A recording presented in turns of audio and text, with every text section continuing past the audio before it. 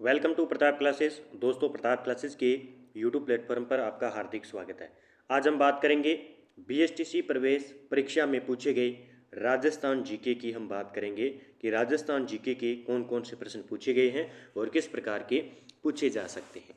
ठीक है, उसके बाद में मैं आपको जो भी बीएसटीसी एग्ज़ाम में इम्पोर्टेंट रहने वाले क्वेश्चन हैं वो मैं आपको करवाने वाला हूँ। तो आज कुछ बीएसटीसी प्रवेश परीक्षा के अंदर पूछे गए हैं। बीएसटीसी या एसटीसी पहले जिसे बोला जाता था, तो अब की बार एग्ज़ाम इसका करवाने वाला है कोटा यूनिवर्सिटी, इसका एग्ज़ाम करवाने वाली है। तो आपका बेसिक सा एग्ज़ाम होने वाला है अब की बार। तो सबसे पहले हम बात करेंगे, सभी साथी एक बार वीडियो को लाइक करें, शेयर करें, चैनल पर नए हैं तो चैनल को सब्सक्राइब कर लें और बेल आइकन का घंटा दबाएं ताकि जिससे हम वीडियो अपलोड करें आपके पास पहुंच पाए।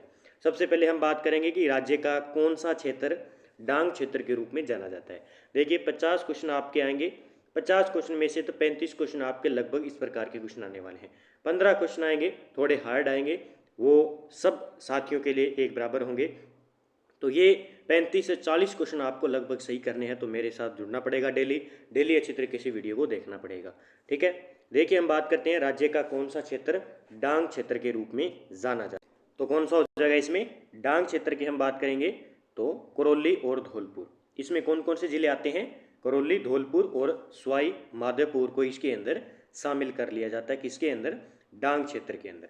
आपसे पूछा जाए, मैं कुछ अन्य तथ्य की बात करता हूँ। मेवात क्षेत्र की मैं बात करूँ, मेवात क्षेत्र के अंदर कौन सा जिले आते हैं? तो अपने आ जाएंगे अलवर और भरतपुर, किसमें आ जाएंगे? मेवात क्षेत्र के अंदर आ जाएंगे। फिर मैं बात करूँ आपसे योध्या प्रदेश, कौन सा? योध्या प्रदेश की बात करूँ, इसके अंदर अपने आ जाते हैं गंगानगर और हनुमानगढ़ जिले, दो जिले आ जाते हैं इसके अंदर। ठीक है, सीधा पूछा जाएगा। या आपसे पूछा जाए जांगल प्रदेश, क्या है? जांगल प्रदेश किसे कहा जाता है? तो बीकानेर को जांगल प्रदेश के नाम से जाना जाता है, प्राचीन नाम है जांगल प्रदेश बीकानेर का। फिर आपसे पूछा जाए मत्स्य क्षेत्र के अंदर कौन से शामिल है? मत्स्य क्षेत्र के अंदर की बात करें अलवर, ठीक है, याद रखना है, अलवर, भरतपुर, धौलपुर और करौली। ठीक है, ये जिले आते हैं मत्स्य प्रदेश के अंदर।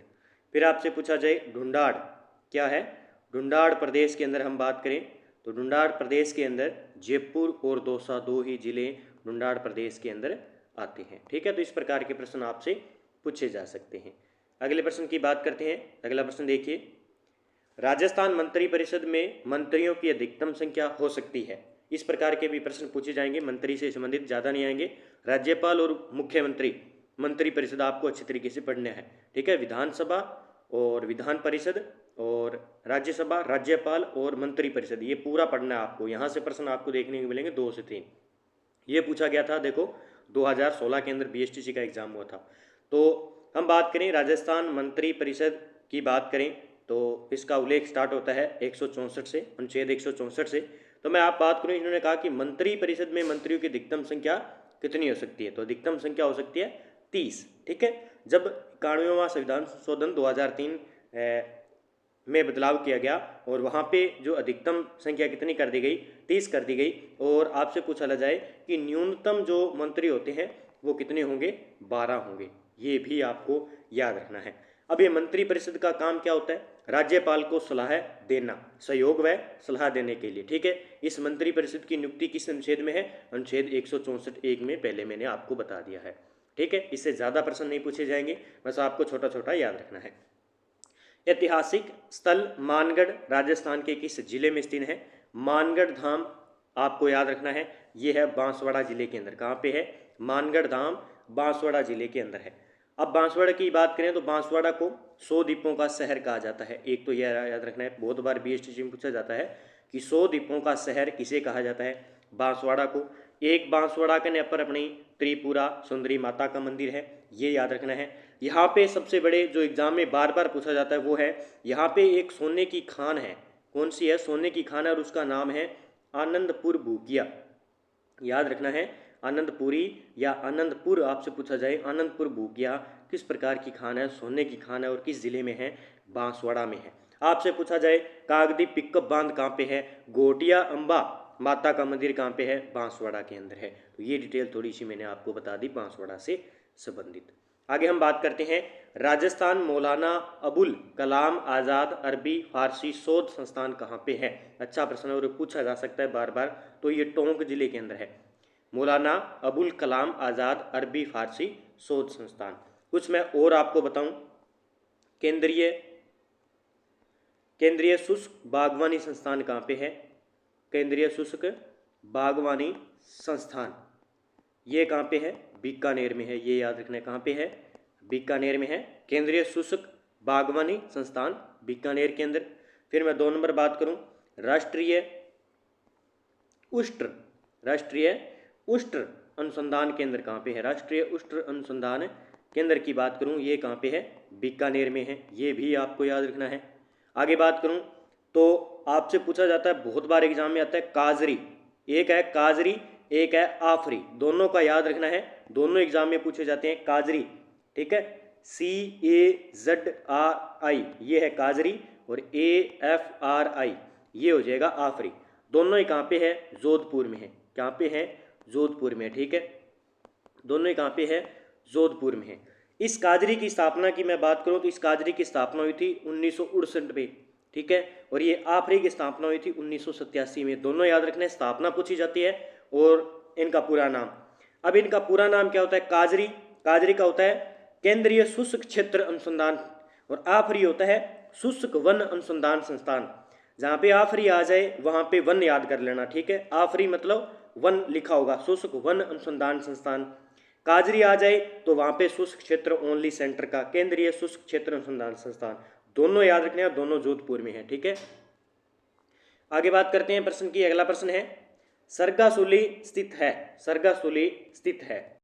सरगासुली की बात करें तो सरगासुली है जयपुर में। कहाँ पे है, जयपुर में। और लगभग 60 फीट इसकी ऊंचाई है इस सरगासुली की। इसी सरगासुली को क्या कहते हैं, स्वर्ण बेदी मीनार।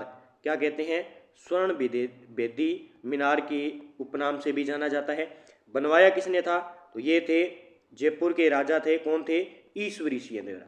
किसके द्वारा, ईश्वरी सिंह के द्वारा। कब बनाया गया, 1749 में इसका निर्माण करवाया गया था।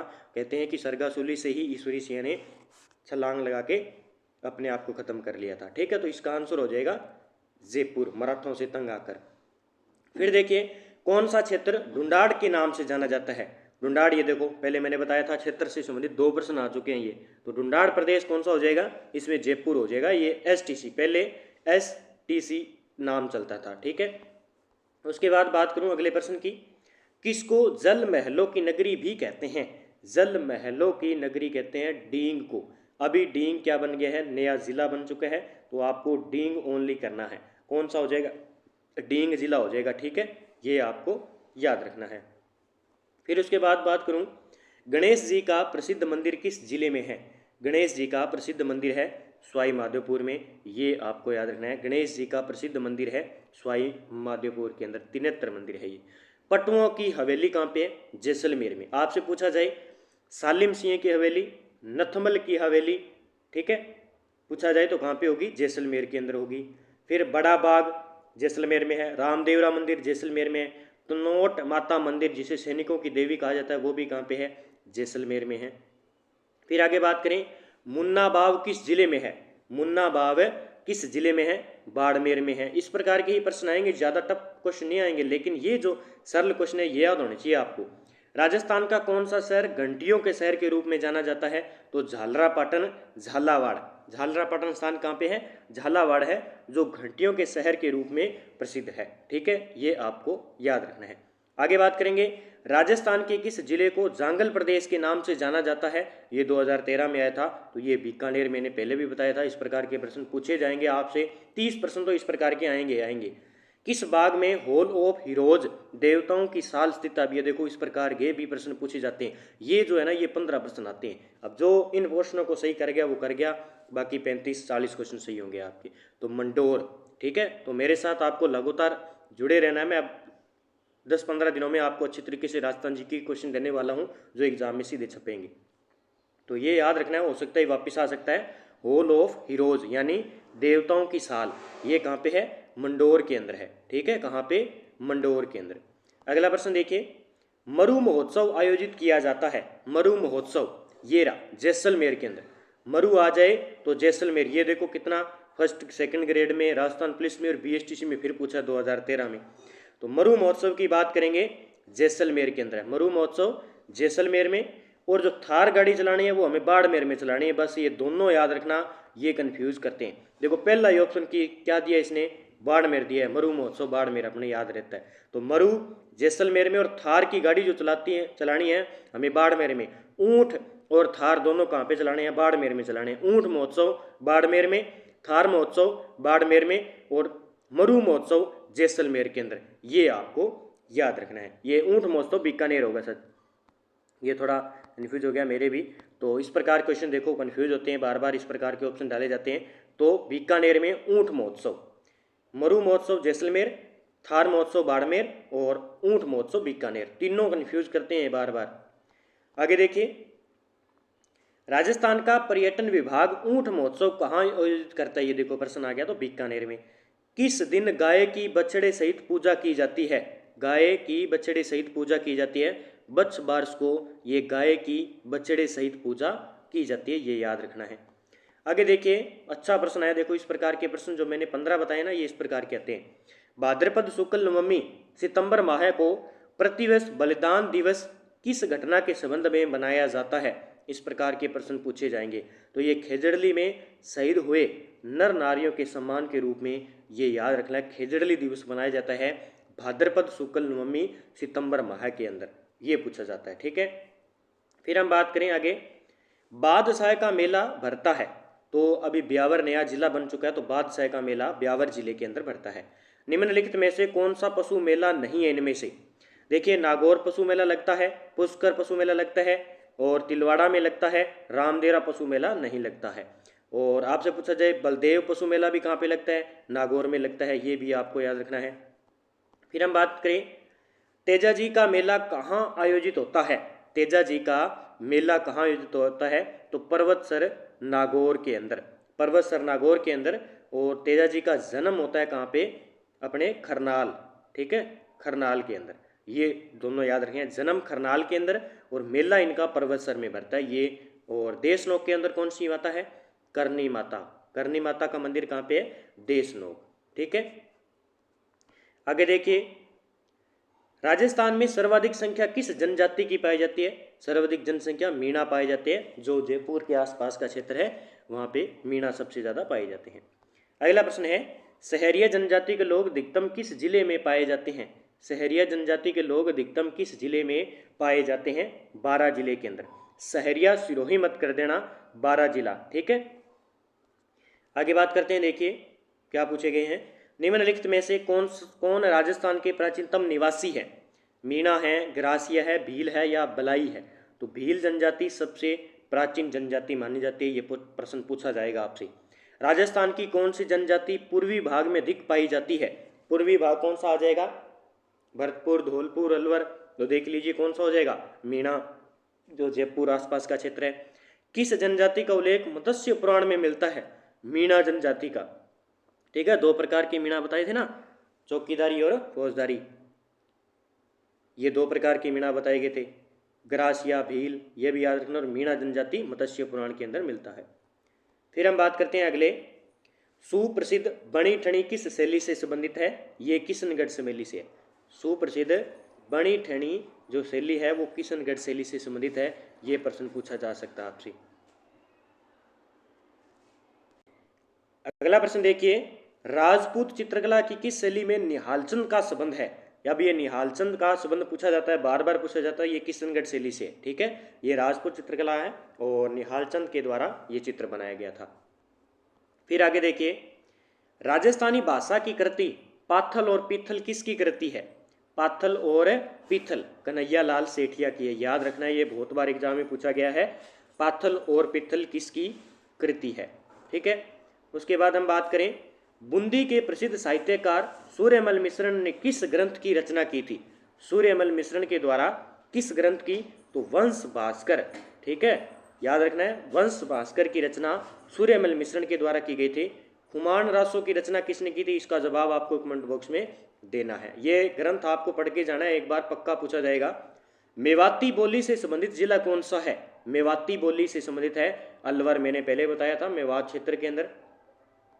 आगे देखिए, राजस्थान राज्य अभिलेखागार कहाँ स्थित है? ये बहुत बार प्रश्न पूछा गया है, बीकानेर के अंदर है।